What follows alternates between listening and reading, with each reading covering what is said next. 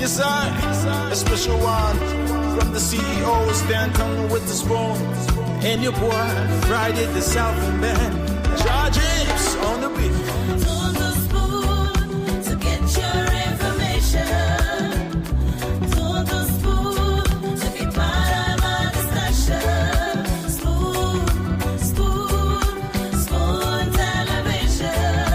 Spoon radio station.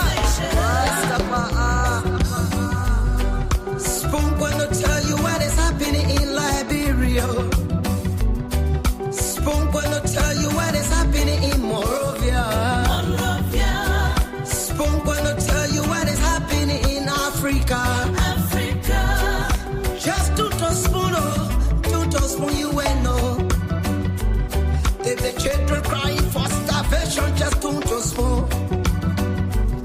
You want to get a news update, my brother, to spoon. You want to know what is happening in Monrovia, to spoon. Politicians want to make their decision, just to spoon. You want to know what's happening in the ministry, to spoon. To spoon. To spoon. You from Vonjema, Maryland, to spoon. To spoon. If you eat kebab, gradually, my brother, to spoon. We are talking this morning. You got a sport TV, you got we can both join and come together in the interest of the Liberian people instead of them on the other side, and then they have been criticism from the public and from other stakeholders. Because if you want to remove the speaker, it is their right, but it also requires due process. So I mean, the best thing they can do that will be in the interest of them and the country as a whole is to give the speaker a due process. Deputy speakers, we are all present. So I'm just asking my colleagues, it's not about showing muscles, it's not about proving points, it's just about the fact that we need to come and do the people's job. This is not a good thing.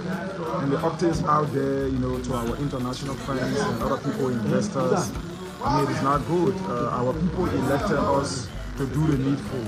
So if we, amongst ourselves, cannot solve our own problems, who do we expect to come and solve these problems for us? So we are asking all Liberians to talk to their lawmakers so that they can come and do the people's job.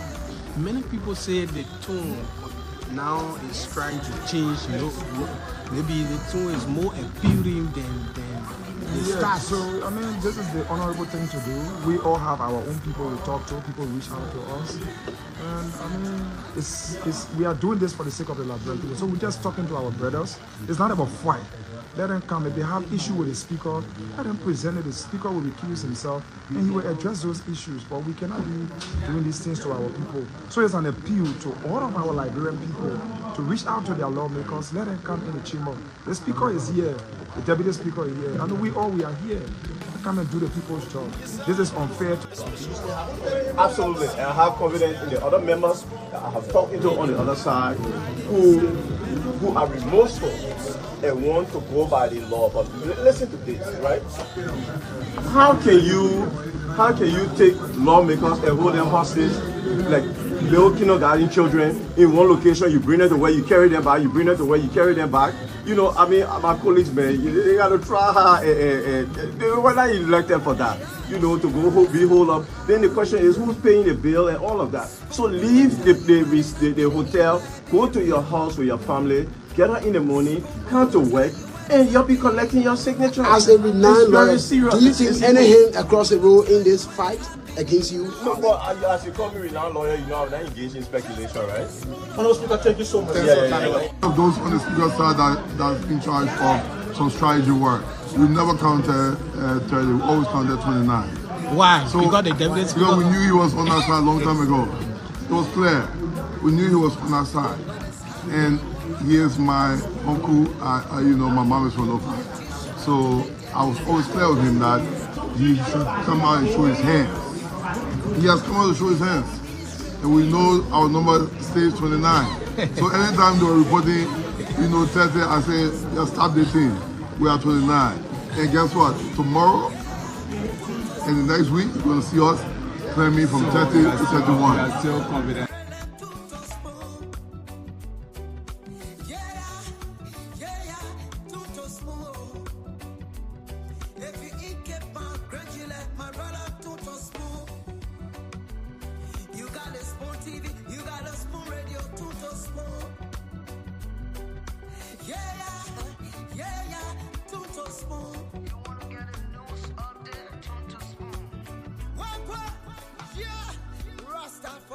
Deputy speakers, they are all present. So I'm just asking my police, it's not about showing muscles, it's not about proving points, it's just about the fact that we need to come and do the people's job. This is not a good thing. And the updates out there, to our international friends and other people, investors, I mean, it's not good. Our people elected us to do the needful. So if we, amongst ourselves, cannot solve our own problems, who do we expect to come and solve these problems for us? So we are asking all Liberians to talk to their lawmakers so that they can come and do the people's job. Many people say the tone now is trying to change. Maybe the tone is more appealing than the start. So I mean, this is the honorable thing to do. We all have our own people we talk to. People reach out to us, and I mean, we are doing this for the sake of the Liberian people. So we're just talking to our brothers. It's not about fight.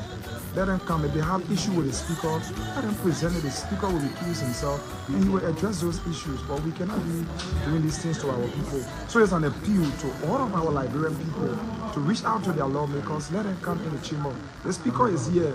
The deputy speaker is here. And we are here to come and do the people's job. This is unfair to the people. The use of courage in our country is an existential threat, eating away the future of our children and the country. We must stand up and face this national. Yes, sir. Maybe you are sleeping somewhere. By the time you remember our rebel. You remember our rebel. But let me tell you this. It will not stop. Call me any name you want to call me. I'm sure you also found name for. By the way, George, they're calling all three Hebrew brothers. What they didn't know is that the three Hebrew brothers went into the lion's den. And God locked the jaw. I said, what? Hebrew brother in the there. I thought I got no in the Hebrew brother in there. I thought the Hebrew brother they put in the fire. They in there. I thought I got no in there. So they want to insult people that they confused. That's me. I'm the three Hebrew brother. I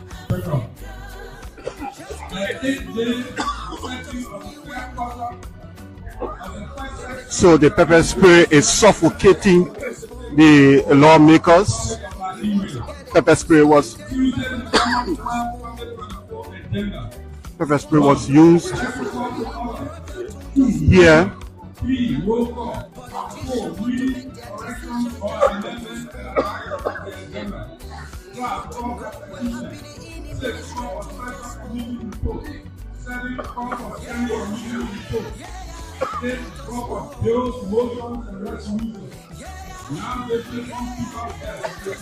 So the pepper spray is suffocating the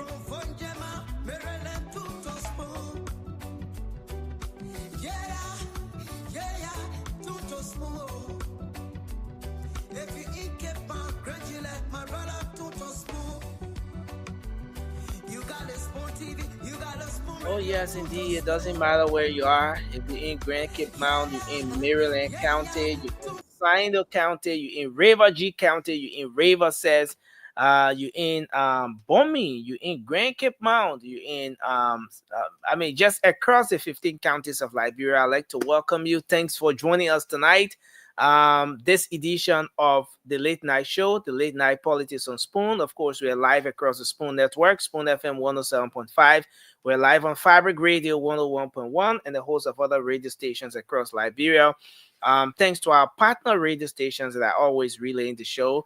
Thanks to the many of you joining us across the social media here on YouTube, Facebook, and other mediums. Thanks for joining us tonight. I'm Nelson Colette. This is the Late Night Show, the Late Night Politics on Spoon.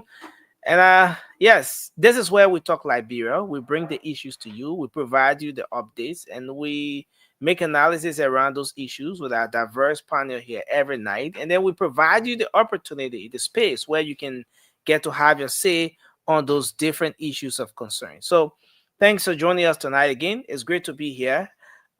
Please share the program as you come on. Kindly share the show in your different group chats. Let's hope we can have a great conversation here tonight. We're gonna have the team coming on. Good news is that one of our panelists. Okay, no, let me hold that let me hold that yet. Um, Mobile, welcome to the show, man. It's good to have you on tonight. Oh, well, thank you, Nelson, and thank you for the opportunity as always. Appreciate that, brother.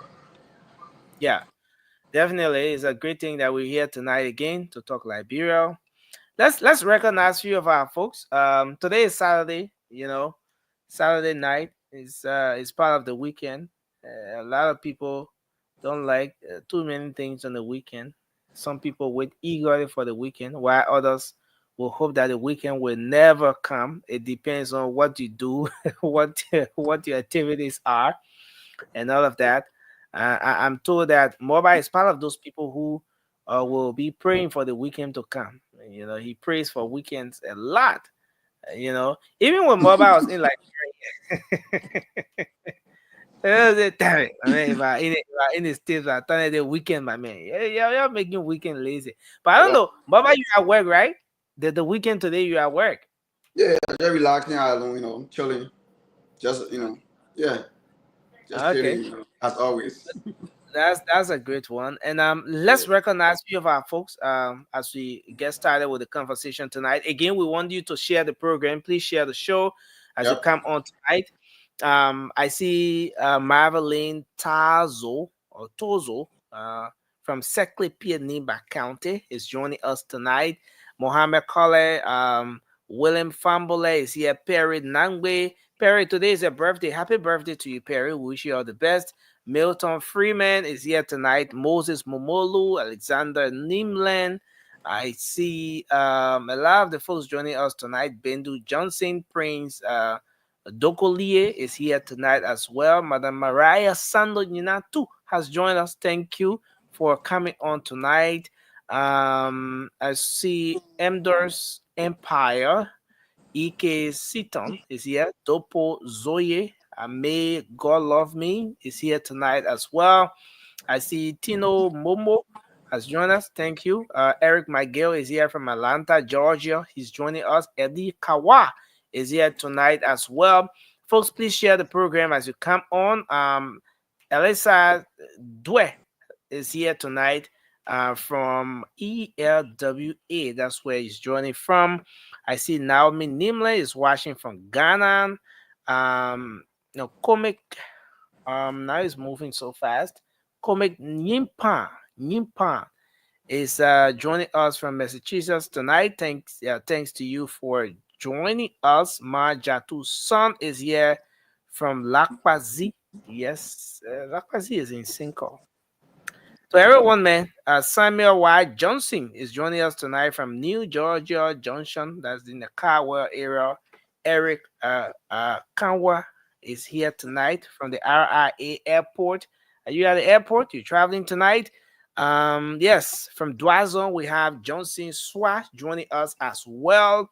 And to everyone joining us on the show, thanks for joining us. It's a great way to start the weekend edition of the late night show, the late night politics on Spoon.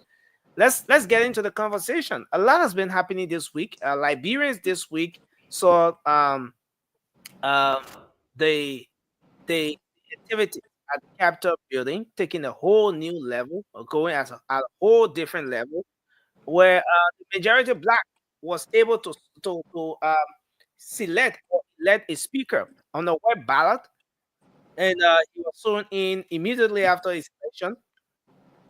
Richard W. Kuhn.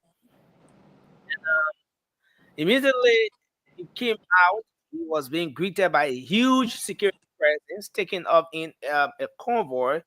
Um, you know, maximum protection was given to him after that majority bloc declared the seat of the speaker vacant. Speaker Fonati Kofa was declared vacant. declared his seat vacant, and of course, election took place, and it's been that way. Since then, there's been some back and forth. Where we stand now is that the entire issue is in court, and the question is, who wins? Well, there was a notice from the court or a citation from the court for the parties to return to status quo ante. Well, that is being interpreted by some people as as as meaning that the Supreme Court want them all of them to go back on Councilor Kofa's Gabo. They should go back in the regular chambers, while others are interpreting the action or the communication from the Supreme as Doesn't what you breaking or what? the legislature. I'm not breaking in. Oh, all right. You hear me? Yeah, I'm. Yeah, you go now. good. You go. Okay, maybe that was my internet. Yeah. So it's been that way, and where we stand right now is the judiciary. Three separate but equal branches of government. The separation of power is at play here, is at work. The legislature have their hula balu. At some point, the speaker said, Speaker Kofa said, he didn't want any involvement of the judiciary. He didn't want any intervention from the judiciary. And I see at this point, a lot of people are pointing fingers and asking, where is the judiciary? Where is the president? Why is the president not speaking? Why is everything going this way? And the president has not said a word. He's yet to speak publicly to this particular issue. In the midst of that, we're seeing officials of the executive going to have activities on the other end, on the other side, with the folks there who are from that particular majority block. Well, but we're going to have a great conversation tonight with the many things happening across the country. Moba, I want to welcome you to the show. And please do your opening on just any issue, anything you want to talk about. We'll go into the actual show tonight. Yeah, thank you, Nelson, and thank you to our many listeners who follow us on a daily basis. Look, I think the rule of law need to play in this scenario, in my opinion. I hear people complaining, and all on Facebook how the judiciary want to interfere in legislative matter. It's not about interfere. It's about the rule of law. I think what the judiciary want to do right now is just to say, okay, you know what? We don't care who you want to move. We don't care who you want. We don't care what you want in your legislature business. But we don't want to be done in the confines of the Constitution and the law. I think that's what a lot of people missing the whole aspect, because end of the day, the judiciary get it right to put everybody on check and balance, to put everybody in a place that you should go by the law. Let the law speak. Let the law work. So, in my own opinion, I think it's just a simple way of understanding. The judiciary is not putting more. It's not telling you, say, don't take Fonati over as senator. Don't take, or as speaker. Don't take it out. It's not what the judiciary is saying. But at the end of the day, our brother from the other side, trying to say, oh, that politics, you can't interfere. The judiciary is not telling you to say, don't take Fonati over from there as speaker. When you look at the entire, we're going to get into the conversation tonight, but Moba, it was just about you doing your opening. Let me conclude on this. I saw a report from the RG about shooting went on around I think Bravo era, right? It was in Bravo era. I think days ago. Yeah, go on the LNP website. I think there, and they say two police officers was wounded in the process, and some arrests were made. Look, I don't know where the guys taking guns from in our country. I think the police need to be on top of things, because if you see surveilling now, turning to armed robbers, exchanging fire with police officer is dangerous for our citizens. I think the IG need to work very hard to stop some of these things, because the citizen life matter, and anybody that can shoot police officer, wheresoever you are or whosoever you may be, that person is dangerous to the society. And I think the government need to take a really bold step to at least to turn the guys over to the justice system, at least so they can be go to court and whatsoever. If they found guilty, and then they go set their high court. Because end of the day, Liberian will suffer. Liberian will suffer. You get a group of people take arm, doing their attention arm with police officer. It is wrong. It is dangerous for our citizens. I think the police RG need to stand up. I think they need to bring more people in the police. If the budget can permit them to do that, at least to every corner of our country, the police can be there to protect life and property. Thank you, Nelson. As we wait for the Yeah, judge. and maybe you're right on this, because the issue that has to do with security remains a serious one. If you drove through the streets, even now as we speak, there are places where uh, there are places where you can now you will be able to visibly see the presence of the police vehicles. Some of those brand new, vehicles that were brought in from the very start of the administration. They are visibly seen in parts of Monrovia at some of the basic intersections and all of that. But yes, beyond that, I think we need more presence of security, especially at night. A swift response to some of those crimes situation reported. I think some months back there was one edition of the program we had when a home was broken into by some armed robbers. And then in the process, someone managed to have reached out, I think a relative, while the guys were still banging on the door trying to break through.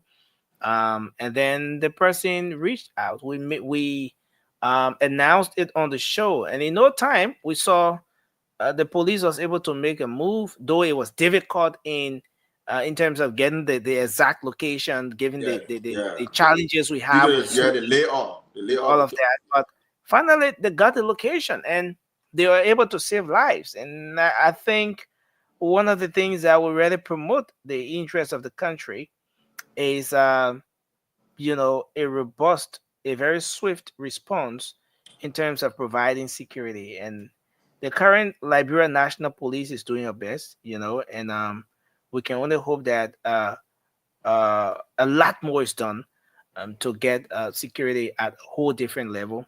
And it's a process. It is a process, given where we are. But it's a good thing that we're here. I came across a situation, and I know we're going to talk about the happenings and all of that, but I came across a situation a day or two ago that took place in Bon County. Mm-hmm. A little girl went to school, and she, up to the time it was expected that she would return, she wasn't returning. And so our family became concerned.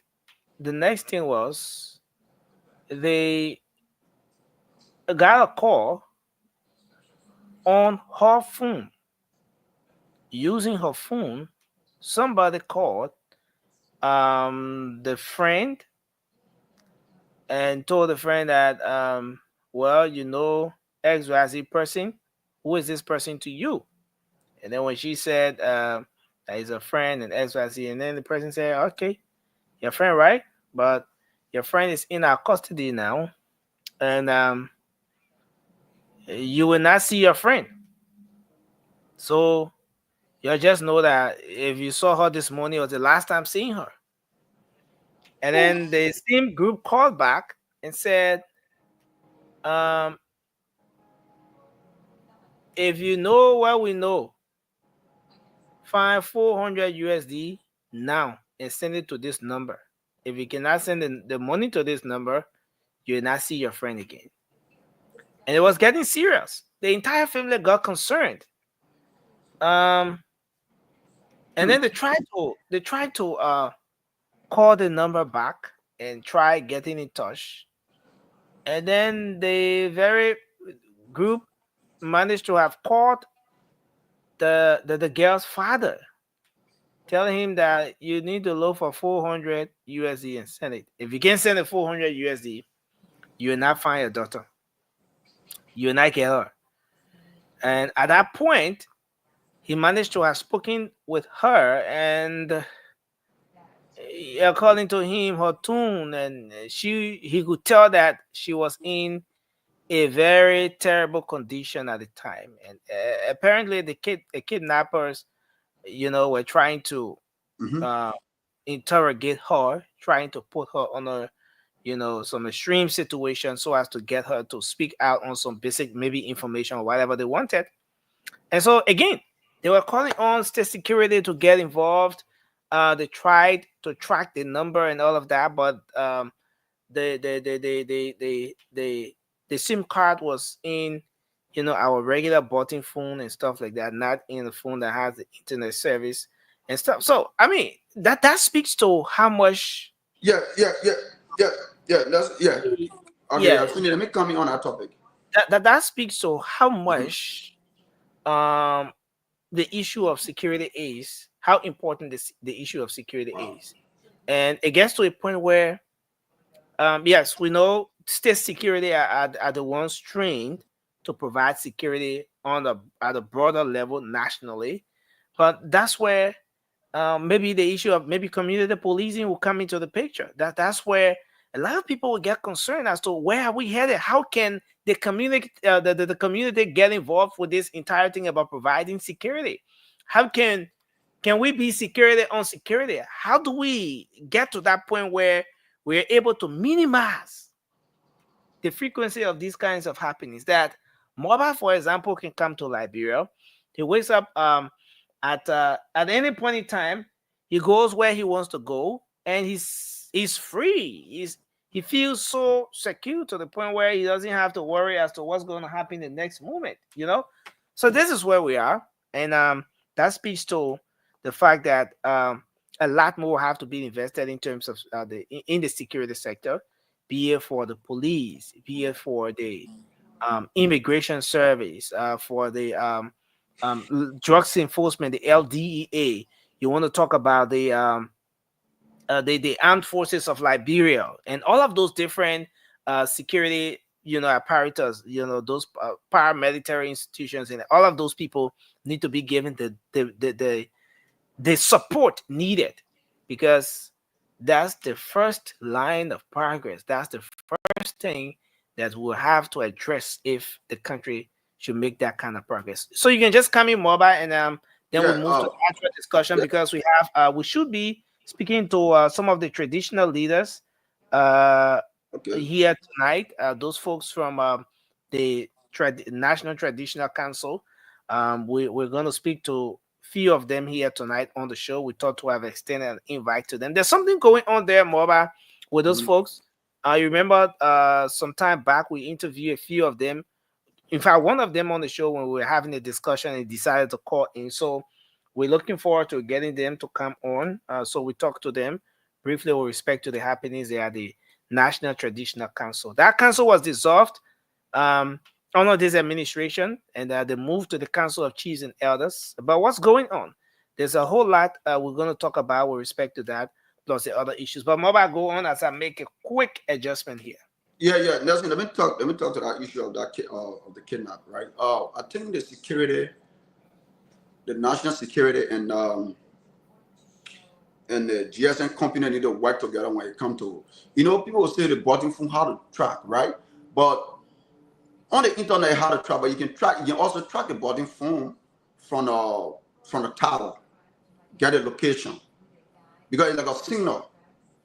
You understand? So I think our security, we need to. I think the government need to spend more money on security, because for every nation to prosper, I think that nation need to invest in security, land.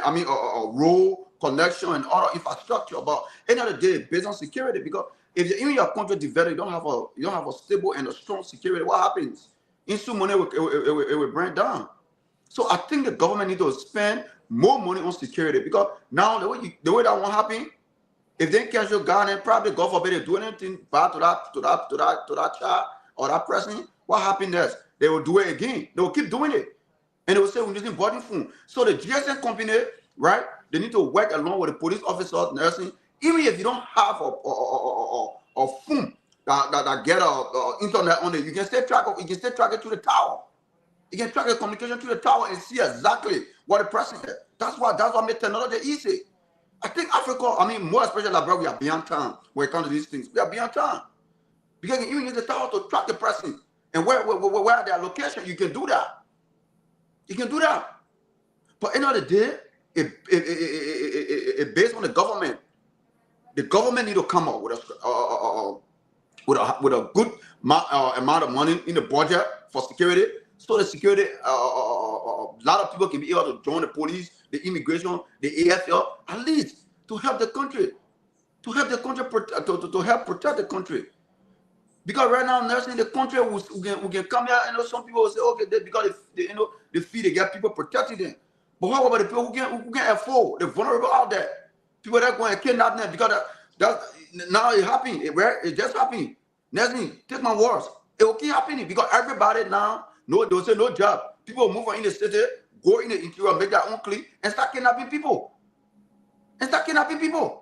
So I think the security now need to be on their toes. Because look, every Liberian has right to live freely in our country. It's not for them to go be even walking, looking behind. I want to get a government to protect life and property. I want to get government. And I think the government, the president, they need to allocate more money in the budget for security. That would also. The security, the amount they're getting is very small. The last time I came here, I said yes. People go into security because they get a passion for it. But all that security need benefit. They need a benefit that our children will go to school. They get good medical facility, good health care, all the stuff coming with it, and probably making maybe something around $300 or $250 when you just graduate from other house. I mean, or let's say $300 or $350 or $375 when you just graduate. When you're in the police force, it will encourage more people to join the police. And when you graduate from college, they pay you maybe $700 or $800. Let the government enforce. Let the government try to put more money in the security. Those guys are sacrificing themselves. But end of the day, what happens? They go home with $75. Whole police officer. Some of them making $50. And they get no good life insurance. They get no children are going to no good school. No how you call it? Medical, no good medical insurance.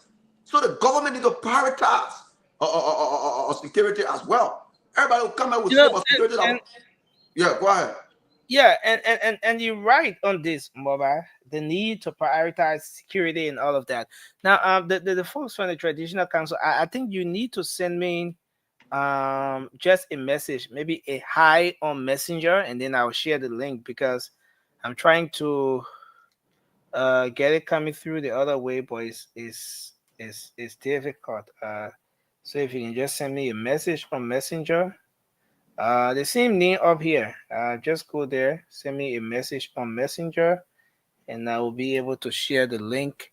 Made to Prosper. I'll see all of you guys within the link. But yeah, so just go there on Messenger, send me a message now, and I will be able to share the link.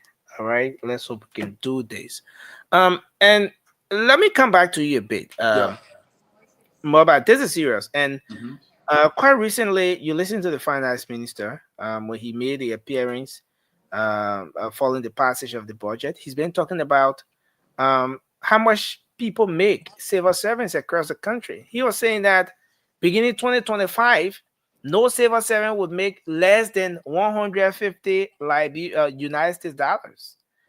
Because the minimum wage, the least amount that anybody in the country who works in maybe government and all of that is supposed to make is 150 USD, $150. But then the reality is different. Okay, what's on the book has been there, but the reality on the ground has been different. No single person, civil servant, will make less than 150 USD. Now, aside from that, he spoke of some plans to have insurance for the police officers. But Moba, do you see this as something that's going to help? Do you think it's going to be a motivational factor? Look. For the police, look. Let me say this, right? For the police, I think the government need to prioritize the police.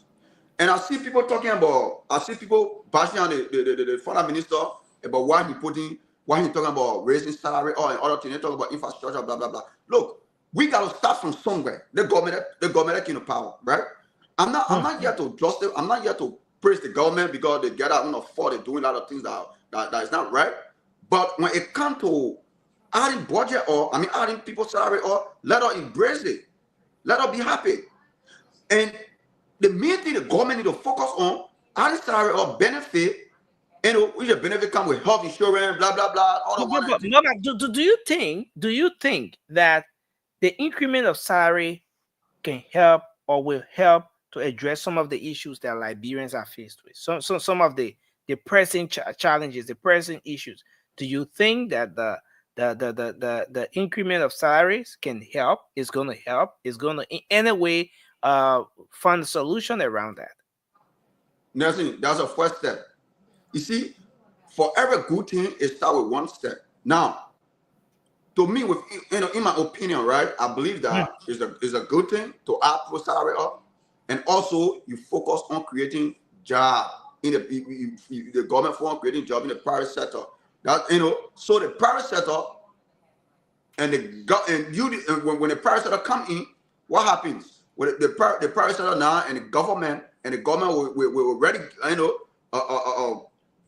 ready get certain amount of money for private sector to be paid his citizens, right? So now when people in government making the lowest money, making $250, and you get a private sector paying $150, the government will come and say, no, we're gonna do this. We're going by so a competition between government and the private sector. It will not be like a competition, but it will not be that the labor minister will come in and make and get a regulation. I want us to go back a little. Does increment in salaries guarantee productivity? I mean, is it going to guarantee productivity at any level? Like, okay, so you want to talk about this? Maybe someone may think of the situation with lawmakers, for example. Someone may say that, oh, lawmakers make thousands of dollars. Lawmakers will make not less than $7,000, but there are still allegations. There are still allegations of corruption. There are still allegations of mismanagement of state resources. Now it has gone to the point where even lawmakers would be accusing fellow lawmakers of getting involved with corruption. So again, you go back to the question, and you go back to the action taken by the finance minister, the disclosure that there's going to be an increment in the salaries of civil servants, especially those people who have been making below the minimum wage.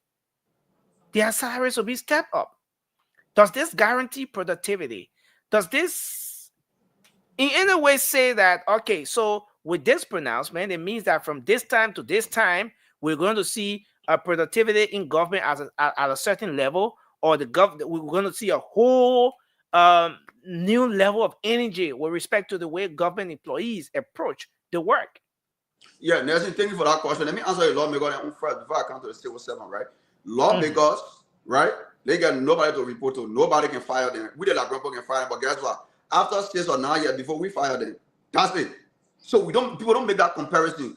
But when you are civil servant, the president can fire you. No. Let's say when you cabinet, when you work in the cabinet, the president can fire you at any time, right? If you're 7-7, right? I think you work for certain. I don't know, it's something like it rotate or something. I don't really go deep into that, or you can get fired if you produce or something like that.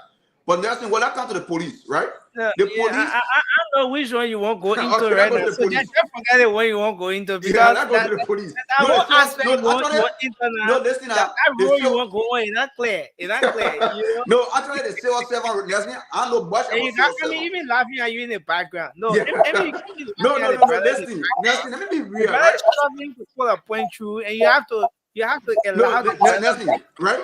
Civil servant, right? I don't know much about civil servant compared to people. You're not right, Nelson. You're not right. Right? But let's go to the police. For the police, nursing the police, they are sacrificing themselves. So there's nothing about productivity. They are sacrificing themselves to look. If you call police, anyway you call it, they're dead.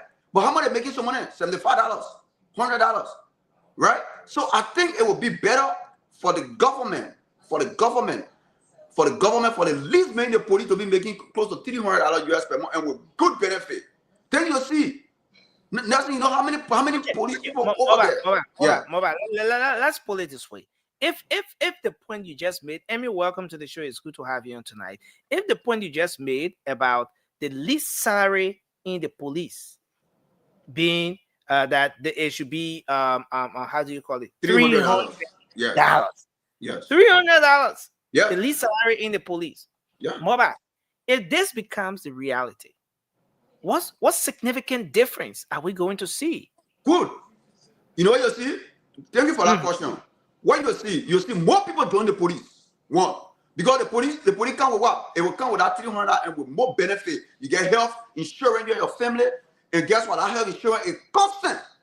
That's something that constant. I'm saying that today when you go there and say, oh, they're not there. No, it's constant. Then you get that $300, right? Next thing, you will realize that. Look at the fee there. For example, when they say everybody must join the immigration, right? Look at how many people apply to join immigration. And they even paying that much. And how many people they need that? So if you pay police $300, you know what you're doing? That's it. You are taking a lot of people from the street and you are bringing them in the society. You are taking the best out of them. You are producing a citizen that will protect the state. You will realize that a day you'll see our 1,000 people running to go send application. Although they're going to save that country, but they believe that there are benefits over there and they can give their life, they can sacrifice their life to protect their country. But somebody go, well, what are you getting $75? Right? $75. You're getting $100, $50. Whole police officer. And maybe mobile. Maybe then you're taking us back to the previous question. No, 300. Yeah. 300. Yeah. 300. Now that's the suggestion you're making. Mm-hmm. In the midst of what the finance minister is coming up with after the passage of the budget, what he's envisioning for the civil servants for the country now is to see that step up, that increase, that the people who have been way down the ladder, at least their salaries will be stepped up. The man now who cleaning the bathroom to Capitol building, for example, you know, Pape Flomo, who is a janitor at Ministry of Information, that maybe been making. Now, you saw a lot of us here. We saw a protest at the Ministry of Information some time ago with the staffers. Some of the staffers said they were making $50. Some of them said they were making $75. And because of that, they were protesting. Yes, I know it was at the latter stage of the previous administration, just at the end of the previous administration, but at the Ministry of Finance, and not finance rather, but the Ministry of Information. And those people were saying the entire ministry at the time, according to them, was structured in a way where you make more money based on who carry you there. If, for example, some of the big shots in the government took you at the Ministry of Information, you make more money. And then if you just went there, pass through the regular way, struggle your way there, and then you got there, some kind of way you started working there, you may be doing the same job as the other person, but you make less money. And so they got angry.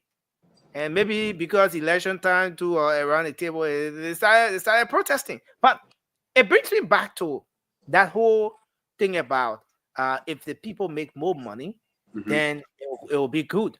For example, then we see more people wanting to join the police. Is that guaranteed? And just end up on this one, and then we're gonna take. And what happens next? I hope we get them on as soon as possible. Yeah, what happens when you hire, or when let's say your country, you talk about 5 million or 6 million people, and you get close to 1 million in the police, what happens? Your country is secure. What happens? You send people to various checkpoints and bullets. You send people to places where you know the crime rate is increasing every day, and they will be waiting to go there. You see police all over on the street, It's not to say that they're walking past on the street. No, they are assigned, watching over the Liberians. And you will realize that people, listen, the police in that country, they're not plenty. They're tussle. Because the money they make, they get no benefit. But when you hire, when you carry salary up, you realize that more people want to join the police. You're not taking, let me get this. You're not just taking people because you feed out, because they say 300, I know. You come with qualification, a high school graduate, and a good record. There are two things you get it, you good, they take you. High school graduate will have criminal record. You not get no criminal record, nothing. The police take you. Next thing you will realize, even you that down there, you move on to that station, 2 o'clock in the morning, you see police car parking from your step from another to go to your hall. Police car parking every corner you park, every station you park, you see police car parking, observing the country. You know what? Because you get more police, you get more people in the police. Because what happens? They're getting more good money, and what happens? The benefit is coming, right? So next thing, the whole thing here is that the government need to prioritize security, put more money in the security sector. That's the only way. That's the only way we can walk on. The government will put more money in the security sector. Let me hold you there a bit more. Emmy, you want to weigh in on this conversation just before we transition? I thought Mama about to say nothing will want to join the police after that. No, increase. no, I said my brother be secure. I said my job. Well, yeah, but I can join police. Why not? No, you can join the police, my man. If you want to, my man. You're not law enforcement, man. You're not looking scary that you can go join police. You see, you don't judge the book by its cover, mother. You don't judge. Listen, man. Security is about. Anyway, security not about nothing to call scary there. So don't say security about.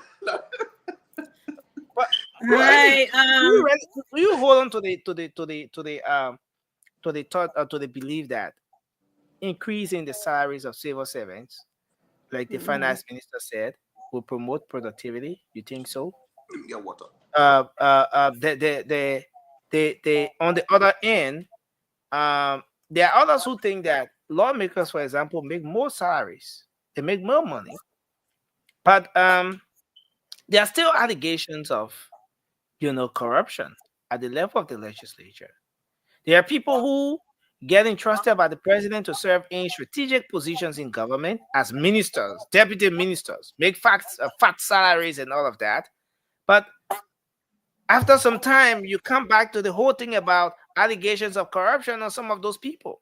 Okay, at some point in time, people say, okay, the reason why Liberia is like this is because the people in the country always electing people who not get money for themselves. But in some cases, you elect somebody who get money for themselves, and then all the story will come out about they see corruption issues something that way. Hemi, do you? Yeah, let's hear your take on this issue. What do you think? Hi everyone. Oh, hi to my daddy. I love my boy Sherry. Long time. Hi everyone. Yeah, nothing. I kind of understand what Moba is saying, but then again, there is one thing that we all missing in Liberia, right? It's important for the people to make more money.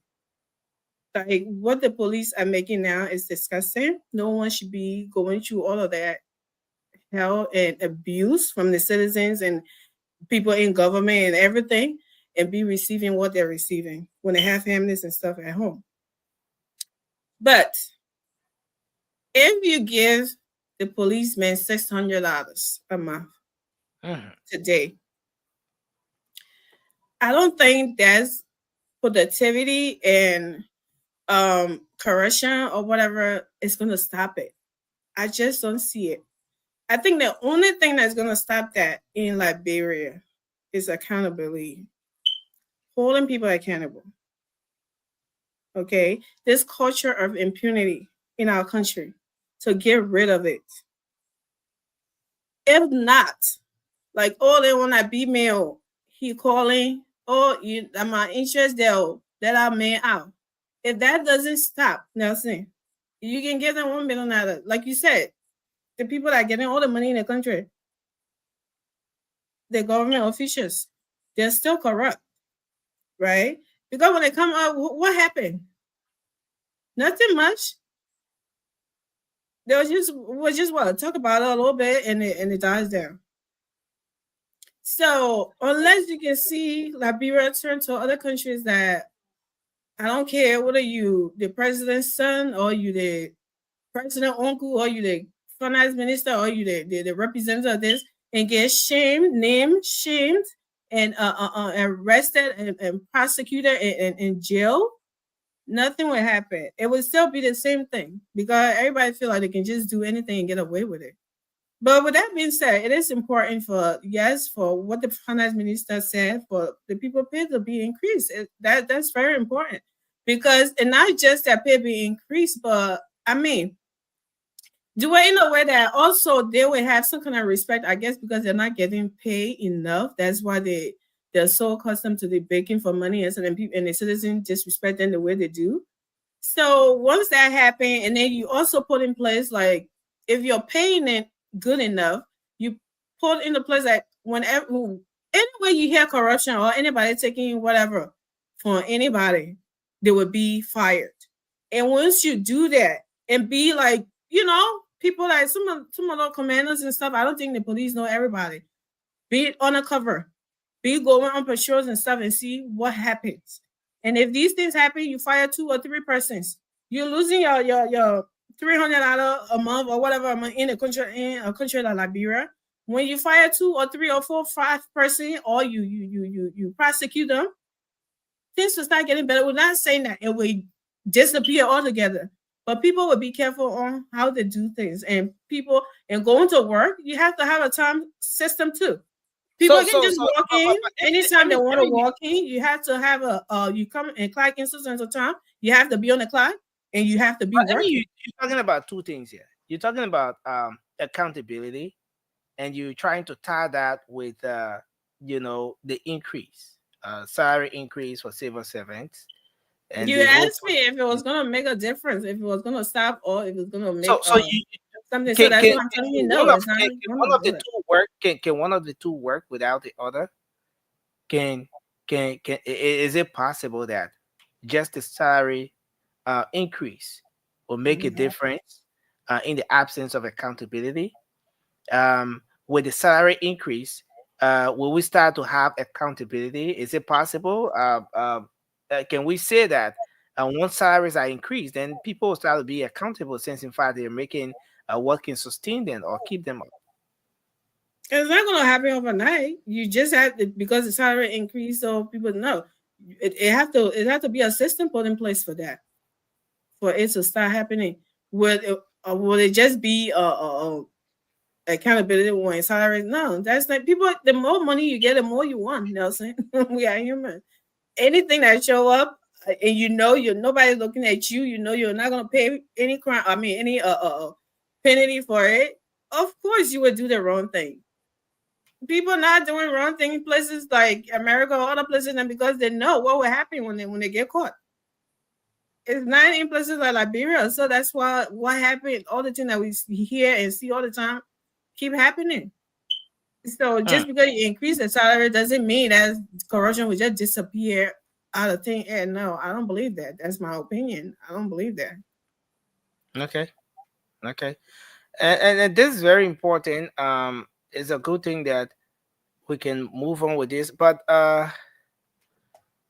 there's a little difficulty in getting the guys on. So we might not be having them on, but I've shared the link, but I'm yet to see them get in. So let's hope maybe in the next 10 minutes or so they can jump in. If not, then we move on with other activities, other issues at hand. But it's very important. The situation at the level of the legislature is still moving on, and to some extent, you look around and it's a major thing right now in the country. Today we had the youth league of the Unity Party congratulated the speaker elected by the majority Oh. Speaker Rachel Nagbe Kun. And you have the folks on the other side who said Speaker Kun is not a speaker. As far as they know, Speaker Kofa is the only speaker. And the whole country is asking this question now as to who is the legitimate speaker. In the midst of everything we see here, the executive seem to be very careful about this whole thing. Councillor Kofa has gone to court, and the court today requested the justice minister, to get involved, make himself available as well as they embark on this whole issue on Tuesday. But beyond everything, the both sides at this point are claiming victory. With all of what's happening with the legislature now, the both sides are claiming victory. The folks on Councillor Kofa are saying that, look, the Supreme Court, as far as we know, as per the communication today, the Supreme Court is saying that we should go back to status quo ante. So it means that all the other thing the other people come and doing, put their own speaker and all of that, no, we're going back to status quo ante. All that one in the day is not part of it. We're going back. But I want to put the two communications up, and then we'll come back on this one. I want to firstly put the one from the what's the group name, from the Youth League, and then we can get this one from the court today as well. And it's very important. Let's get this one up. This is what the Youth League posted. Unity Party, Youth League, congratulate, blah blah blah blah. And then you come to the actual message here. It says the National Youth League of the Unity Party extends heartfelt congratulations to our esteemed partisan, Honorable Richard Nagbe Kun, on his historic election as Speaker of the 55th National Legislature. This significant achievement is a testament of Honorable Kun's unwavering dedication to public service, his commitment to good governance, and his unwavering belief in a better Liberia. His election reflects the trust and confidence placed in him by his colleagues. As Speaker, we are confident that Honorable Kun will lead the legislature with integrity, transparency, and focus on the needs of the Liberian people. We are optimistic that his leadership will contribute to the advancement of our nation and foster a brighter future for all. The National Youth Congress reaffirms its commitment to working collaboratively with Speaker Kun and the entire legislature to address the challenges facing our nation. And this is the final one. It says, we urge all young people to actively participate in the democratic process and support the efforts of our elected officials. Well, this is what the Youth League pulled up today. Moba, Emmy, you guys, you can just wait. Let's start with you, Moba. They carefully selected their choice of words, and they put out this message today. This is coming from the Youth League of the Unity Party. Let's hear you on this one, Moba. Yeah, first of all, they were wrong even for sending the sending a representative congrats message, because the law say as long as it's not done well, meaning it's not done, anything is not done good, is not done at all.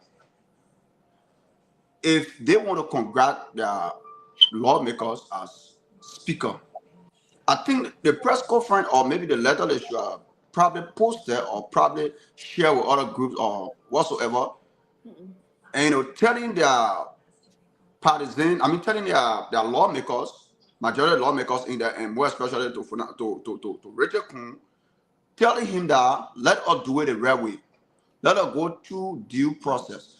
People don't get in the whole thing keep clear. Every time we come here, when we say, oh, you don't know that political theater. But nothing. The basic thing in the whole thing is just common knowledge. Nobody don't care whether fanatic over there or fanatic over not there. We don't care that all of them there, they don't want to elect him as speaker and they want to take him up. That's fine. We don't get problem with that. Is it youth league of the Unity Party in any error here? I already condemned Are they doing anything wrong? Yes, Why is Moba condemning the action of the youth league? Why they even have to congratulate Richard Coon? Why shouldn't the youth league congratulate? Because it was not done properly. The lawmaker. It was not done properly, Nelson. It was not done properly. Look, people don't understand. I know people will say, "Oh, you did it," but people will not understand that we on the law side. And I on fanatic over side, and I on Richard Coon side. Okay. On the majority. You don't have to say the side. It's more about making analysis around this issue. But let's do this. Yeah. Let's do this more. It's been. Okay, it was on Thursday. The entire Thursday. Thursday came and passed. Thursday, for the first time, Honorable Richard Nangbekun got in a convoy, an SUV, official SUV, and he was being greeted by a huge security presence that took him off from the grounds of the legislature up to where he went to. I don't know where he went to, but up to where he went. He's enjoying the privileges of a speakership. Now, I'm going somewhere. He's enjoying the privileges of a speakership right now as we speak. All right? And information is that he's going to be getting his REP1 license plate maybe Monday or so. The Ministry of Transport is preparing that. But that's besides the point. Since Thursday, he was elected by the majority black. Friday came and passed. Today, Saturday in Liberia, maybe we'll say Sunday morning now because it's past 12 a.m. We are yet to see. Okay, so let's put it this way. Councillor Kofa is from the CDC. Or maybe you won't go by in a political history, say he used to be with the Liberty Party. But for now, as much as we know, he's with the CDC. If the CDC as a political institution is really with Councillor Kofa, why haven't we seen a single statement from the Youth League of the CDC? Why isn't the Youth League of the CDC condemning this action? As much as the Youth League of the Unity Party is condemning, is commending this action. Oh, you mean the new sense the latest decision? Okay, yeah, since Thursday. So today is Saturday. Yeah, so probably that would get it from now to maybe Monday, Tuesday, or Wednesday, and we'll see. No, but why you think I'm not gonna defend them? I'm not gonna defend them. You want to stop the whole conversation? Let me go to my main point here. No, you will go to your main point, Moba. My question again, before you go to your main point, is if the CDC is with Councillor Kofa and they really with Councillor Kofa, if they mean it, all the things they've been saying. Moba say give him another Monday. Why? No, I'm not why the delay? Why the delay? That's all. Yeah. Why the delay? Like we're seeing with the Youth League of the Unity Party, they're coming to commend the action, one of their own. They're hailing him. But for the CDC Youth League or the CDC Party or whatever, one of their own was giving a political, blow or whatever. Yeah, but the answer to that question is probably the answer to that question is probably they're waiting for somebody to say, okay, y'all got to do the probably I don't know. Maybe the former president or the chairman are coming out, or the chairman needs to come on the show. That's what can defend CDC. But let me go to the main conversation there because that one is not making soup in my Gary. But let me go to the main conversation here, right? Let me go to the main conversation here. For that, we all like as much the majority block want to take Fanatic Kofa out, we agree. We say, okay, that's fine. We don't get problem. You guys for him there and you want to take him out. That's fine. Granted. Now, where the issue coming from? That's what people don't want to understand. The issue now is coming from the law. What the law says, go through due process. That's it. That's why the Supreme Court now is interfering in our political matter. Because if they were going by the raffle channel, there will be no way the Supreme Court even putting more in that matter. But they're mistaking a lot of things. There are a lot of things going on. You cannot say the Supreme Court can talk in your business. We agree. The Supreme Court can tell you, the Supreme Court can tell you who to vote for, who to not vote for. The Supreme Court can tell you, say, who you must select as speaker or who you must not select. That's the Supreme Court business. The only thing the Supreme Court there to protect and to guide is the Constitution. That's it. That's it. And we all should, as a Liberians, we all need to push their political agenda so we can protect our nation when it comes to the Constitution matter. We shouldn't come here because we say, oh, another fanatic over deal, another Richard Kumwe. That's their business. But let it go through the confines of the law. Let the law speak. That's our stand. We don't care who be speaker. The banner saying record agent, what the devil Liberia. Let it go there and put people in a concession another day. They You know, still have the Mama, money. for some reason, I don't know, your internet is breaking in. Nothing happened to my. You don't hear me? Yeah, Emmy, can you hear me? I can hear you, Nelson. How about me? I mean, can you hear me? Okay, go ahead, Baba. It's okay. I think yeah, man. That's it. I fire right now. Let me fire because the whole thing here, like constitutional matter. It's not about who likes somebody. It's not about me liking Fonati Kova or me liking Richard Kun. No, it's about the Constitution. It's about guiding the law of our country. That's why we keep that's why we keep talking about. So end of the day, y'all take Fonati Kova off. We agree. But y'all are coming there. What a difference when you ask them again, say nothing good. All you know that the men move. The men put more money in your budget. They won't bother to do the same thing. To overspend, to take money, put it on concession, put people in over concession, and end of the day, what money can't share it. So people will come here, they won't move for nothing cover. But when you ask them, what they mean where you move for nothing cover for, where you can't, you will change. They will not tell you. We agree that your business, but you go through the confines of the law. There's our stand, and it will be our stand until the last. We don't care what I take for nothing cover all us because shit. For nothing cover there, for nothing cover there, I'm not benefiting from him. And even with Richard Kuna, they are not benefiting. But we got to protect our law in our country. We got to protect the Constitution. Because without the Constitution, there will be no Liberia. So to that work, I say, I want 10,000 signature.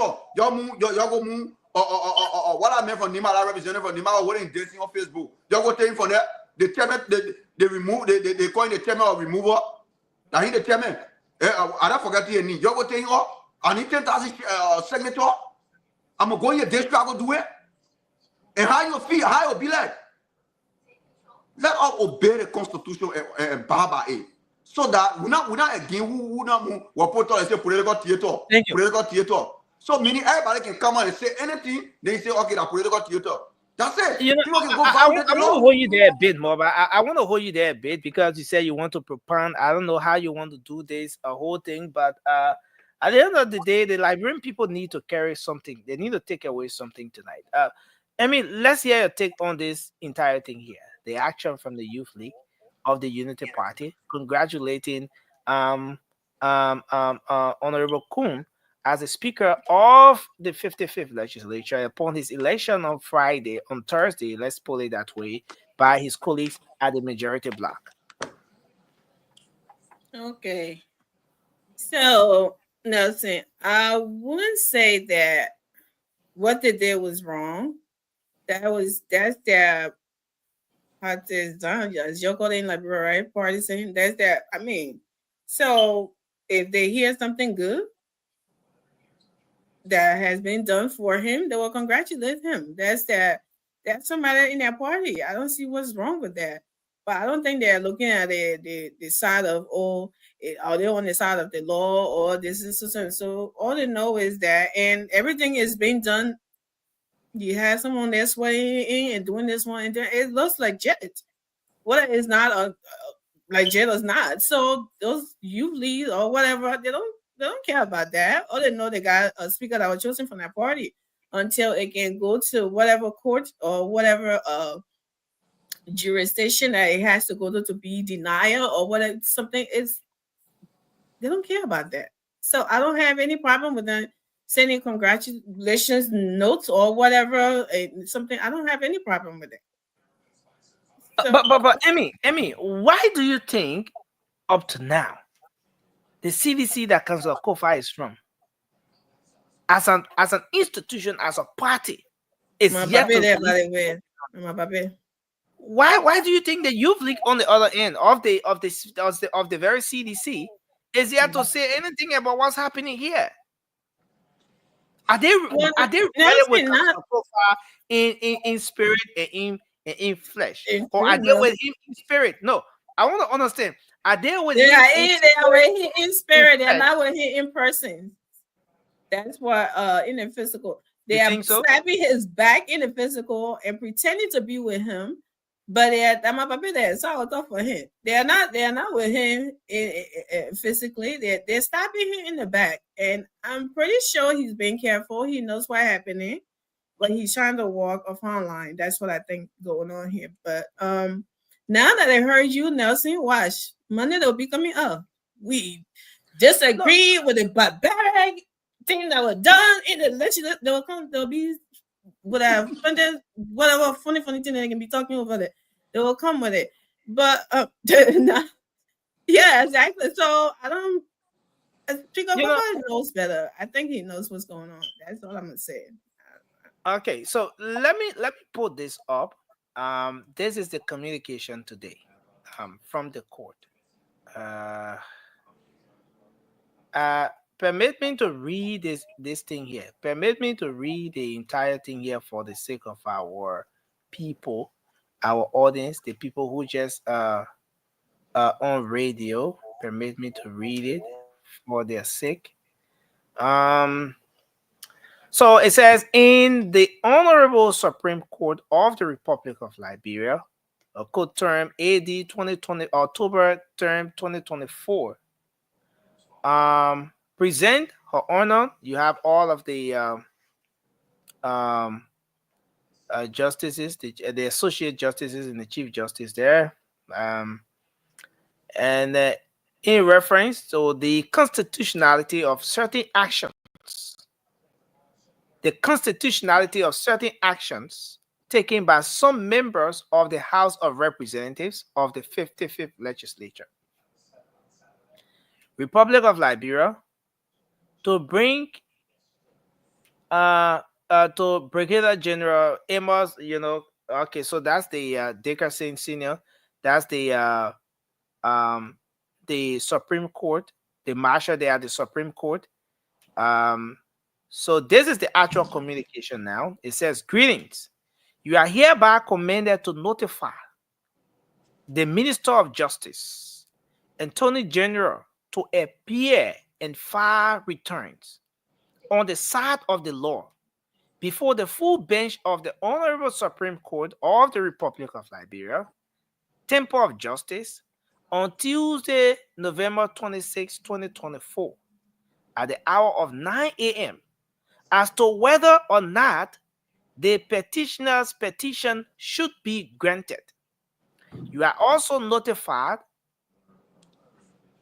You will also notify the referenced members of the House of Representatives to also file their returns. You are further commanded to instruct the Minister of Justice and the referenced members of the House of Representatives to file their official returns to this rate in the office of the chief clerk of his honorable court on or before said date. That's the 26th day of November 80, 2024. And have the members of the House of Representatives to return to status quo ante and stay all further proceedings or actions pending the determination of the matter, and to read to them the original and leave a copy of the rate with them, and also to when and how you shall have served this rate, you will make known by filing your official returns hereto on the back of the original copy in the office of the chief clerk of this honorable court on or before said date. That's the 26th day of November AD 2024. In so doing, they shall constitute your legal and sufficient authority. Well, this is the court giving the go-ahead for this particular rate to be served. And reading through this rate, what really caught the attention of so many people was the second to the last paragraph that says, and I want to get this, the second to the last paragraph that said, and to have members of the House of Representatives to return to status quo ante and stay all further proceedings on or actions pending the determination of the matter. You know, and this is where we are. This is coming from the backdrop of Councillor Kofa going to court. He has said the law is the law. And maybe I should pull up something he wrote today, his statement. I don't know whether this is. Okay, this is a statement. Okay, no, this is the statement from the folks on the other side. Okay, so this is the statement from Councillor Kofa, or the speaker today. He said, we have been served with the Supreme, we have been served with the Supreme Court stay order on this important constitutional matter. From the day of our ascendancy, we pledged transparency, accountability, and adherence to the rule of law. We have never wavered in that regard, and even to our own detriment. As the final arbiter of legal and constitutional disputes in Liberia, we pledge to respect and uphold the decision of the High Court in this matter. Win or draw. No, let me put it this way. He said, win, lose, or draw, no more business as usual. The law is the law. This is what Councillor Kofa wrote today. And then on the flip side, you had the folks on the majority bloc, Representative for the family, who speaks most times on behalf of the group. This is what he said. It was his response when he was engaged right after this communication from the court. He said, we will receive the communication from the Supreme Court on Tuesday and act on it in session, where our speaker will be presiding. But the Supreme Court can't interfere with our administrative decisions. Representative Kofa has been removed, and we elected a new speaker already. This is Representative for the family of the majority bloc. I mean, let's have some conversation around everything we're seeing here. It's a back and forth. It's a haul and push, or push and pull, or whichever way you want to put it. Does this saga seem to be any time soon? I mean, given what came from the court, given what the majority bloc is saying, also take into consideration what the speaker, Councillor Kofa's bloc, is saying, or the minority bloc, you want to refer to it that way. Where exactly are we here, Marva? Oh, all right. Thank you, Nes. Look, I think we keep saying the same thing over and over, right? When the speaker said business will not be as usual, there are a lot of things you're talking about. One, it happened before Tyler resigned. The other, what the Bomi County Senator he said, Snow. And Melvin Snow resigned. So now they're putting pressure for him to resign too. He said, no, it happened before, and it will not happen. We got to follow the rule of law. That's the thing everybody's saying. Whether he win, lose, or draw, him care. But let the law apply. So when we say these things, people say, yeah. I know you trying to make your own analysis around this thing, but where does the draw come in? At what point does it get to the draw? When probably he mean because when he draw in the soccer match, when you win, it means that you get more goal over the other minute. I want the game for you. Yeah. When you lose the game, it means that you lost it. The other person have scored more points than you, and you have nothing to gain. Mhm. But when you draw in the soccer in the Mm. soccer game, it means Mm. that nobody won a game. Yeah, It's how a it be draw. when me let me So analyze let me in this give case, yeah. yeah. In this case, with what's happening at the legislature, at what point are we going to see a draw? It will be a Because divine mind you, cabinet. the speaker, Councillor Kofa, is a legal practitioner, and he's talking about a draw in this case. Are we talking about a situation where the court will say, "Oh, the both parties are wrong"? Okay, so if they say you're wrong, then what will happen? What's next? Nothing.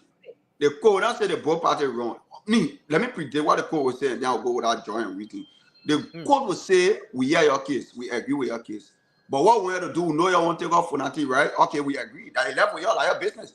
But you know what? You're going against the constitution. So when you to what? To go according to what the constitution says, you go by it and you do your thing. Now, when you talk about job, probably when the majority block come, right? When they come out of session, they will let you know what? We're not listening to the Supreme Court. We're doing our own different, you know, all we know, the executive doing business with us. So we stay our ground. And for nothing to do with what? He will not agree. He was staying on the ground. So there will be a divide cabinet, right? A divide chamber. You'll see the speaker will be on the other, the speaker, the legit speaker will be on the other side, and the duplicate speaker will be on the other side. So another day you get two speakers, two speakers, one DJ. I know what the DJ is right now. I know you join the other side, you stay in between. We don't know. But what will happen? That right there, at the end of the day, the people will stand our ground. I mean, they are social media, they are own official. No, but Nancy, let me clear. Nancy, no, this Nancy, is a serious Nancy, conversation. I understand. We But get time for two speaker, one DJ thing here. no, but I Nancy, mean, we get it's either original you speaker. hear or you there. It's either you No, recognize we get this original, or we you get an recognize original other speaker. person. No, we get a legit speaker and we get a fake speaker. So the legit speaker is for nothing Kofa. And maybe there comes a time when we have to be very careful with our choice of words. Because Moba, this is the thing. This is the point here. Especially in this space where in this space we find ourselves in, we have to be very careful with our choice of words. Liz will be held in contempt. Now, say what you want. Say what you want. Say what you want. Say what you want, Moba. The both speakers. I want to put it. Yeah, I'm trying to find a way to put it, right? The both speakers have something legitimate associated with their ascendancy. Absolutely. All right? They're both speakers. And what they both have in common is the fact that the both of them were elected by majority members of their colleagues. Right? Speaker Kofa, when he was about to be disagree with you on your own election. I would disagree. You can disagree with me. You can disagree. At this point, Moba, at this point, I'm not talking about the circumstances around surrounding the election of those individuals. I'm not talking about listen, I'm talking about the similarities here before going to the dissimilarities, right? Okay, so okay, Emmy wants to hijack. Thank you. I'm tired with both of you. But anyways. Okay, no problem. Go ahead. I mean, go ahead. You want to play the Mama, you haven't concluded yet? Go. I tell you had like 10 minutes already. Go ahead. Okay, guys. So let me come in a bit. Then I will get more about to conclude. Then you come in, Emmy. The similarity here is that the both speakers were elected by majority members of their colleagues. Speaker Kofa at Farmington, he had his camp, and at the end of the day, 36 members of his colleagues elected him. Representative Richard Kun had 31 people that were with him. He had 31. So there was a margin of 5, and stuff like that, and all of that, and we saw the process. And going back to coming to where we are, you have what? 43, or let's say now up to the time they did the election, 51 people that elected Richard Kun on a white ballot. Who are these people? They are lawmakers. Are they legitimate lawmakers? Yes. What is the legislature about? It's about the numbers. In the absence of those 50 people who elected Representative Richard Kun, Will you have a full legislature? No. Will you have a quorum to operate? No. So then we can move to the legality, the constitutionality, and which I want you guys to make your analysis around. You can move on, but I just want us to look at this thing from a broader perspective.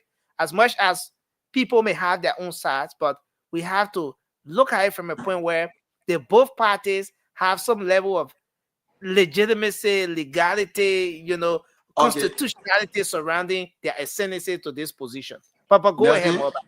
Nelson, whatever you want to frame, I would disagree with you. That's my understanding. I'm not framing. You can agree or disagree. Yeah. I would disagree with anybody because, look, Nelson, first of all, you can just wake up, you put a rest in the pot and you cook. No, that process. I'm coming to that point. I come to that. I know I'm will come in. But let me get my thought. Why should we be at the legislature then you carry on in the kitchen? Why they offer the legislature in the kitchen?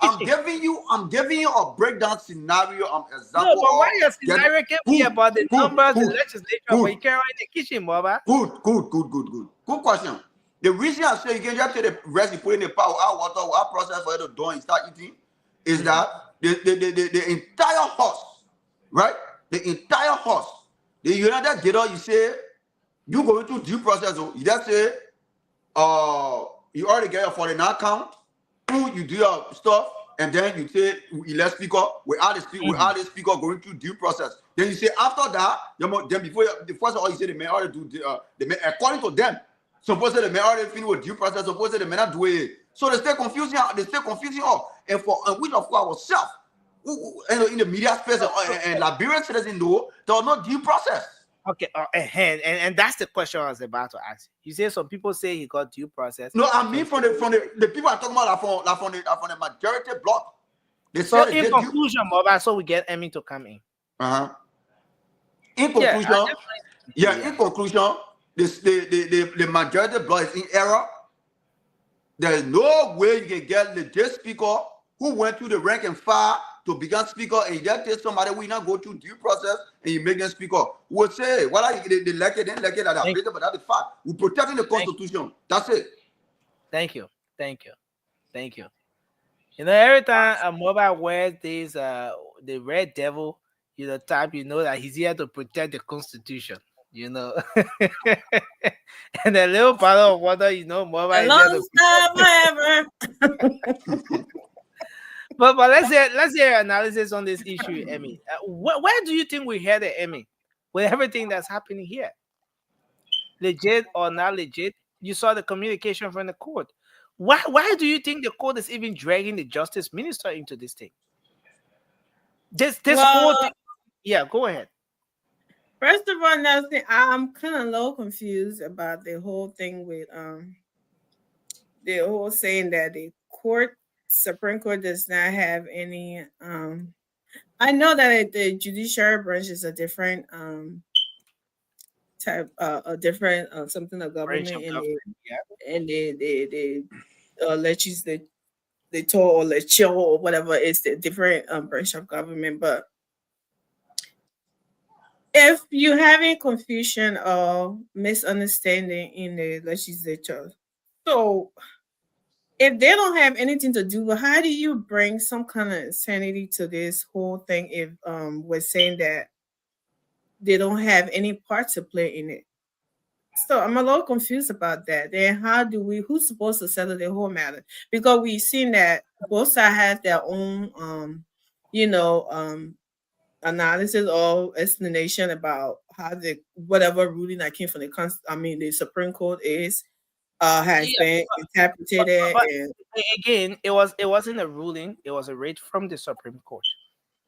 Yeah, I just wanted to show that because in the case of the rate or whatever it may be, and people say, "Oh, they can't interfere," they can't. Yeah, I get that part, but shouldn't it be someone that can bring some kind of sanity to the whole thing to kind of like bring both people together if both parties are not agreeing, which I know, like you already took what I was about to say from my mouth and said that people that saying that, oh, these people, they are just doing this, they don't have any constitutional backing, and so I said it here the last time. I had to believe that. I mean, I don't want to believe that these people, these majority group of people, don't have any constitutional backing, and they're just going ahead and doing what they're doing. And you have all the other groups, the what do they call them? The minority. No, the people, the one that gave the budget to what they call them again? The clerk. The clerk and all those people working with them. And then you said that they don't have any constitutional backing. Mama, I don't think you and I know the Constitution that those people who work there do. For you to sit here and say, "Oh, it's not like that. It's not like that." If I listen to you and go cause trouble, I might go to jail. Okay? Then the people who work in there and the people who know the law, I don't think put they it have. Well, let's article. I don't even want to see the article again because it's been interpreted. Everybody has their own interpretation. The minority side and the majority side. So at this point, all I know is what I see in there is that quorum, forum, and whatever, and people, the majority, and the speaker is not. I mean, there's a lot of confusion that I'm so sick and tired of talking about this at this point. But it's sad that that's the trending issue in the country right now. You can't bypass it, right? So yeah, I think there's, like Nelson said, there's some kind of legitimacy to these groups that just did a news speaker or something. I mean, is that what I want to see or whatever? No, but who am I? That's just my opinion. But it doesn't mean it's not going to stop them. These people are very steadfast. They believe in what they're doing. They're standing by what they're doing. And so you can't tell me they don't have any. They don't know their own rules. They have lawyers backing. They have their own lawyers and stuff. So I don't want to believe that they don't have any kind of legitimacy that of. I feel bad for the guy. Okay, I feel bad for Speaker Kofa. Am I there? I feel bad for him, but it's that is not enough. That's that. They have their own way of doing things in the house. Okay. The only thing that had me so upset the other day was what were being done to the Capitol by the minority people going there and breaking stuff. And that was very upsetting for me to see because I was very childish and not representing them. So I'm gonna ask you a question. That's why you had a 50 minutes. Don't interrupt me. I want to ask you. I want to ask you a question. Go ahead.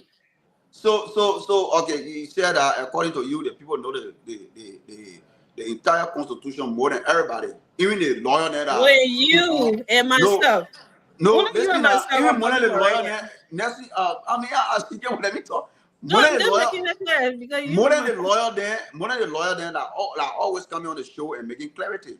Now, so according to that law, there will be no due process. Anybody commit anything in our house, they will just go and take them out. As soon as you're 49, signature, they take them out and then they post somebody there. That's what you're saying? How would I tell you that when I tell you that I don't? Yeah, but I want you to take that's a due process. And okay, so we hear that due process, okay. But something I also said that when you have majority of your colleagues not having any confidence in you anymore and don't want to sit under you, did you read that part as well? That's an issue as well. So why will you consider those people 50 of them to how many? And you say, oh, they are doing the wrong thing. They are not something by the law, or they don't have any constitutional backing. How can you say that? As much as we may not like what going on, you cannot say that. You have to be objective with the whole issue. You can, if you say you don't have a side, you have to be objective and try to read into it as well. Okay, so that's what I said. I'm confused about the whole thing. I think I need to send me a constitution, like a constitution. Let me read it. I don't know if I can get it off the internet, but to be honest with you, I haven't been reading any of it. So listen, I know somebody listening. Article this and article that. That's what I've been listening to, but I haven't read it. And then when you read it, it's also they have to interpret it. It's also sometimes kind of like the Bible. I'm not a lawyer to interpret it, so maybe the way I feel that. The way I understand it, that's how I may say it. So yeah, until somebody, I guess, a neutral person can really go into it and explain it to me. And right now, I'm just like, that's what I can tell you. But I just hope it be over soon and for them to get to like doing the business of the people and all the noise and stuff in it. It's just so draining now. I don't even want to talk about it anymore. No, but I mean, listen, we all first of all, somebody will be coming after December. I will tell about the service book when the car will ship it to you. Okay, But okay, guys, I know, Mama, what didn't bring service book in the whole no, thing I here? was telling to her everything the constitution, my man. I I was was telling trying to to her. make some adjustment here, and now just coming back, I hear you telling me about sending service book to Emmy. You know, I don't But I know. wear all the But constitution, listen, my man. no, Is Mama, there I told Amy talking? Is there Amy talking about that? You know the Constitution. I'm begging you. So you're trying to say, No, yeah, okay, good. You Emmy, see? Emmy is off target. No. Emmy has absolutely No, she no asked. connection She asked for with it. She asked for it on the show. She asked for You it. know? I mean, since she's looking for, I'm gonna send her the constitution book so she can be reading it. Now what she said, You so I know, said, okay. but guys, on a serious note, We're running out of time. this is where we are, and Yeah. I think we can take few calls from our folks. I was just on the line with the guests we should have had tonight. They find it difficult to log on to get on the link. We might take them on Monday. I hope we can take them on Monday, but it's still difficult to get them through. I see they're trying to log in as well, but it's a tough one for them. So let's go to the phone lines and take just a few calls. Yeah, then we'll come out. Let me tell you about it about that article and the 11 edition of that due process. 055 and I'm gonna put the WhatsApp number up as well in case you want to call in, make your input via WhatsApp. You can do that on the WhatsApp number here. Where is the WhatsApp? But you can call 0555 101075 tonight, and you'll be live on the program. Let's take our first caller here. Hello, your name and where you call from? Hello. Yes, let's hear you. How you doing, bro? Yeah. And we were trying to get on the line because we also discuss the issues about traditional people. Yeah. So Philip, I really want us to just end up on this discussion. We're going to take you guys on Monday. We'll take you guys on the show on Monday. It's not a 1 minute contribution thing. It's a whole show we need to have. We will have lots of questions to ask you guys as well. So it'll be a good thing if we can take you guys on Monday. Yeah, thank you for the time, and also I want to tell the public that we Liberians, we will always be Liberians, but it's not good when we want to make the conscious we to make certain people so bring maybe use certain power on certain people because it's conscious for all, and I pray to God it will be for all of us. We have worked for 7 months. We are not having pay. Yeah, and the government. Yeah, and Philip, that's why I said I want us to take you guys on Monday. We can go in detail on all of this, but we already had another discussion. We're taking feedback or contributions on that conversation we had. So okay, I don't let want me us to just mix close. it up. Let me just close this. Let me just close it with. I tell the Liberian people, anybody that's pay, no owe my price. So begging everybody, I'm telling Pape that is no owe my price. Okay. So thank you, and we'll be waiting for your Monday. Yeah. And sorry for the time. We'll be ready Monday to be on the show. Okay. Thanks a lot, Philip. Thanks a whole lot. All right, thank you. 0555 101075 0555 101075. Hello, you're live. Your name and where you call from? This is Okay, go ahead. Let's hear you. What more about say beyond it? The school itself are making mistake. You know that they put in the house to discuss issue. And very day you say you should come inform you. You have waited or maybe after their meeting. You tell them to meet. Right now they are saying that they have to meet and discuss issue. And you can't force them to come to you when they have not meet. You see the problem we're facing now? You will not force the people to come to you when they have not meet. They have to meet and discuss before they can come before you. They have to take out their letter back and rewrite the House of Representatives.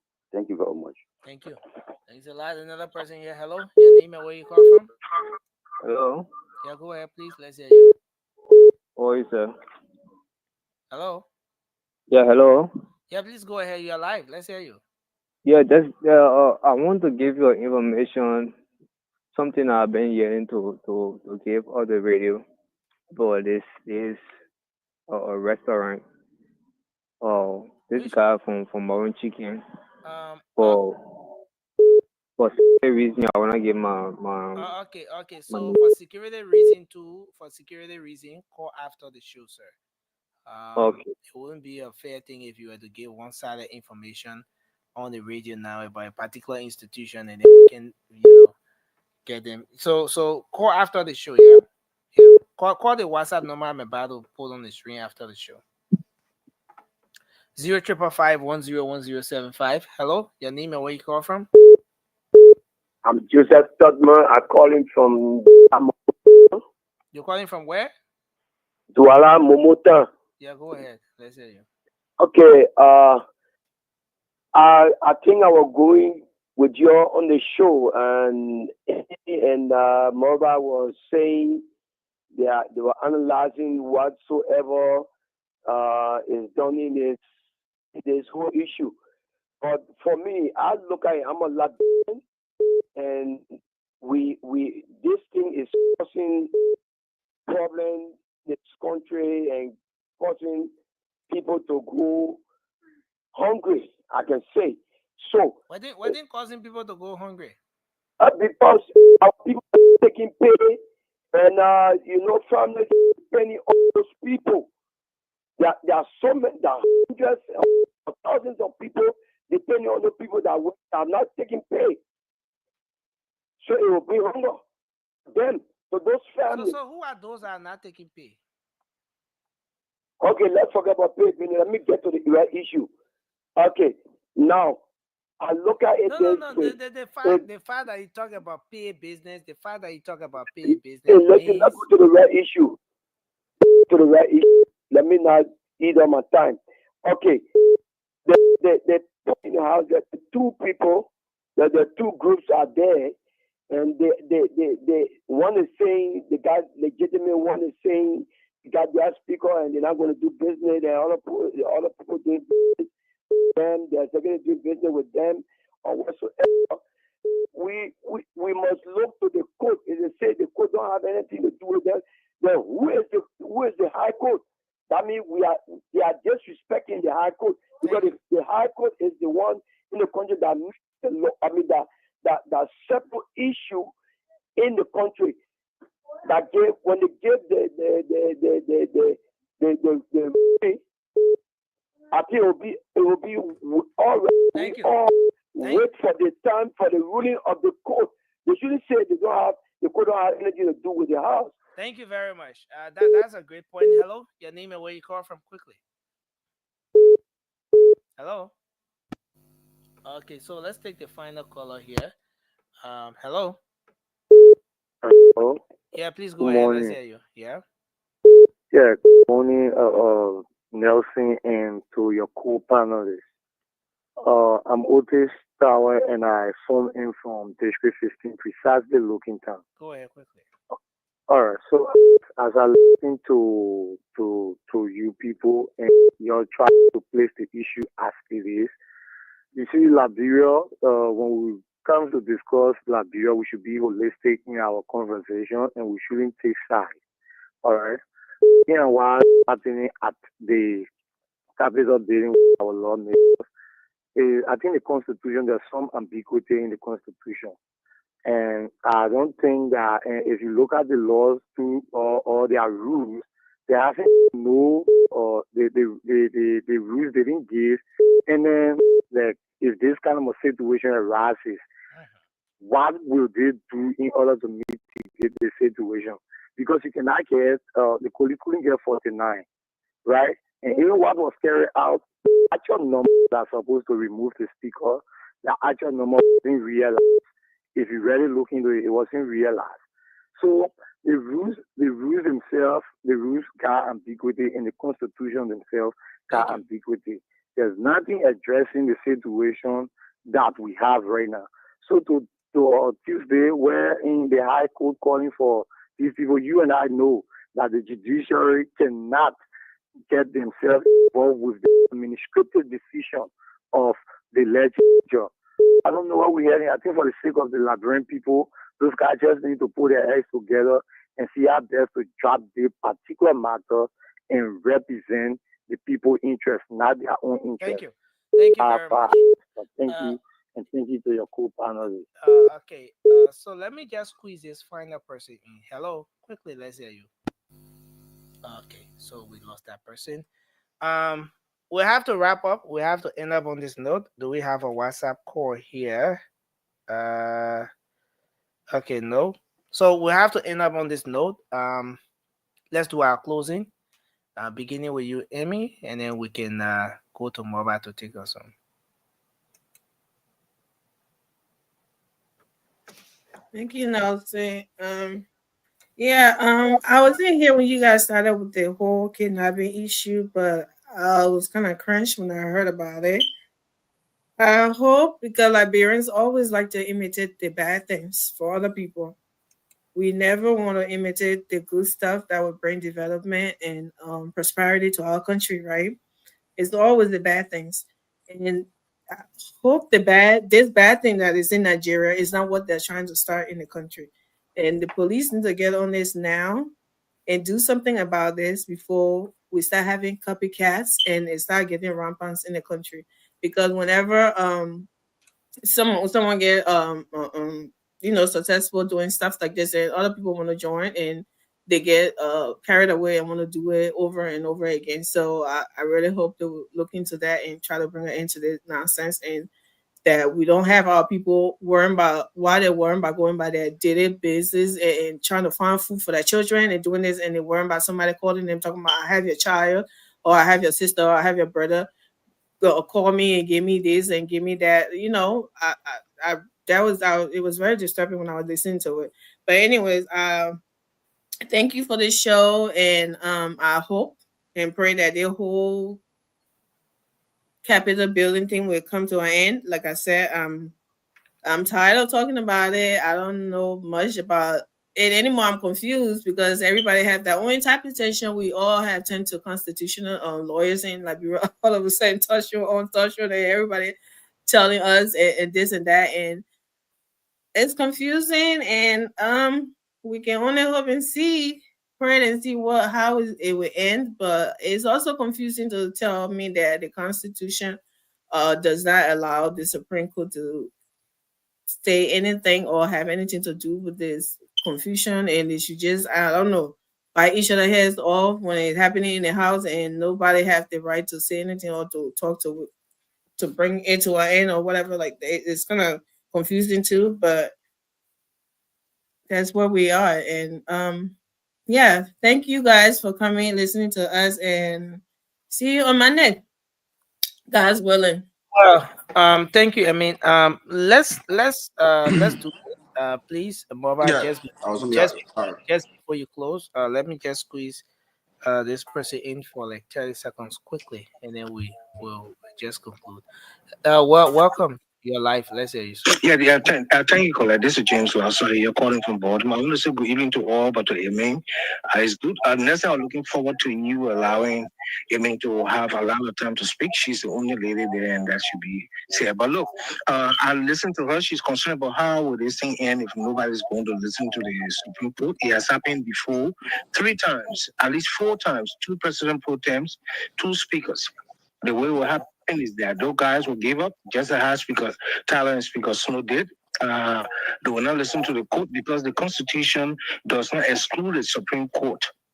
In terms of the checks and balances, the Supreme Court is not perfect.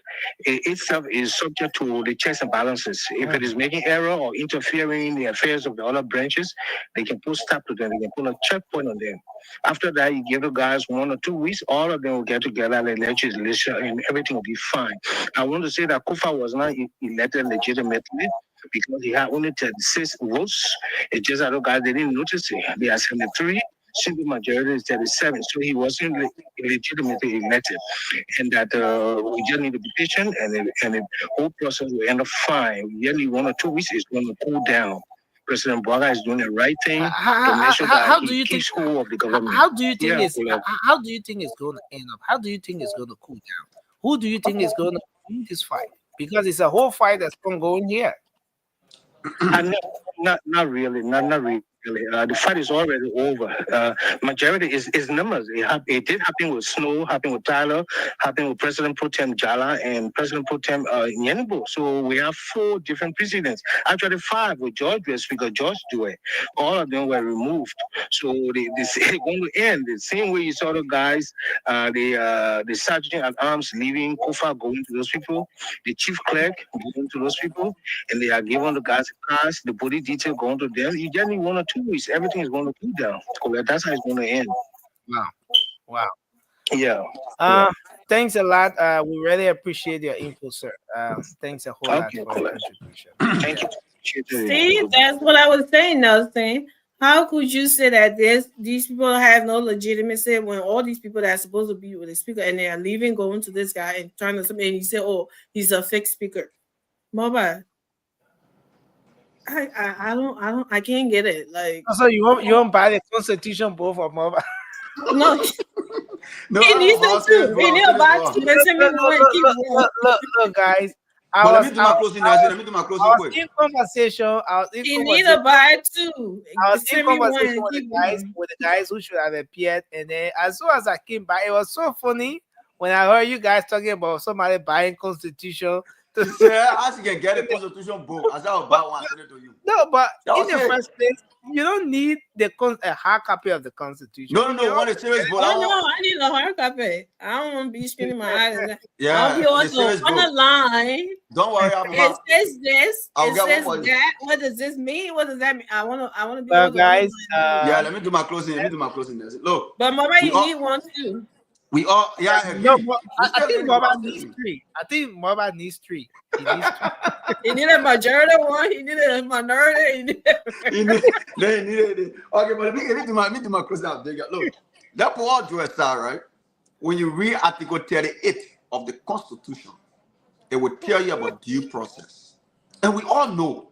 We're not saying Fonati Kofa must stay there or he must not stay there. That's not our point. That's not our argument. Our argument is the due process in Article 38. It's talking about due process in the legislature. If anybody you agree with your own law, but you go to the due process to know what a person did before you're taking it off. Then get a person that own a right according to the Constitution. Yeah, get it that own a right to tell the people what the man did before you're taking him off.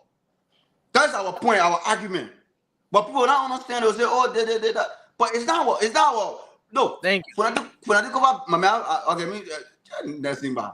When I think about deputy speaker for 6 years, right? You were deputy speaker for 6 years.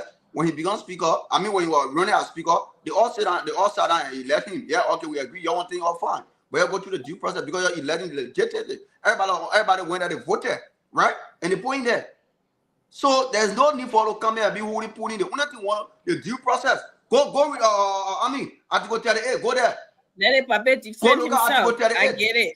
What Article 38 will tell you. Well, folks, it's been a great show tonight. I want to say thanks to everyone for you need a translator in Loma. I don't know if Mama is Loma. I think my man, said no Article 38, but he want for to be speaker. He know that Article 38. He know it. The interesting thing about this thing is everybody come with their own interpretation based on who they support. Yes. Nothing now interpretation can be changed. That didn't go 38. And here we are, Mobile talking about Savage book because of this, but this is where we are, guys. I think it's been a great show. Thank you for being here. Thank you, Mobile, for being here as well. Thanks to our sister Freeman. Thanks to William Jara. Thanks to Lynn Lacroix. They make it tell me anytime I go and give the speaker. They make it tell me. Thanks to everyone for following the show tonight. We appreciate all of you, our ardent followers. Until we come back, not tomorrow, but Monday. Until we come back, have a good night, folks. This is how we end up this edition. Good night. Politics on Spoon. Yeah, thank you for the time. Bye bye.